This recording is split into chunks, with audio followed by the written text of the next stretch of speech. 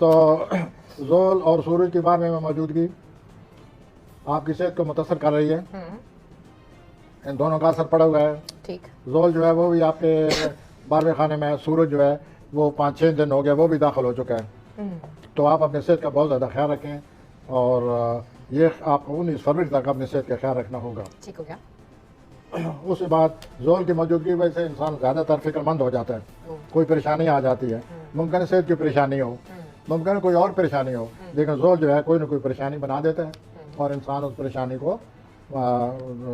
परेशानी की वजह से जुड़ता रहता है और उसको अपने हालात को बेहतर बनाने की सूझी रहती है कि मैं अपने हालात को, मामलात को किस तरह हल करूँ।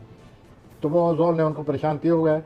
आपके 11वें खाने में 4 सियारे बैठे हुए हैं। इसका मतलब यह है कि आपकी समाजी ज़िंदगी जो है वो 4 प्लैनेट की वजह से, एक प्लैनेट भी हो तो समाजी ज़िंदगी तेज़ हो जाती है। तो आपके तो 4 प्लैनेट बैठे हुए हैं, चहल पहल लेकिन जो कि मौजूद है, इस वास्ते सोशल लाइफ एंजॉय करें, लेकिन ज़रूरत से ज़्यादा आगे न बढ़ें।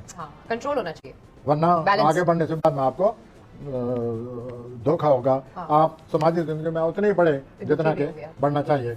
और चांद और मुशरी का किरण हो रहा है हफ्ता के वस्त में, ठीक है। और ये जो किरण है ये आपके अपने खाने में हो रहा है।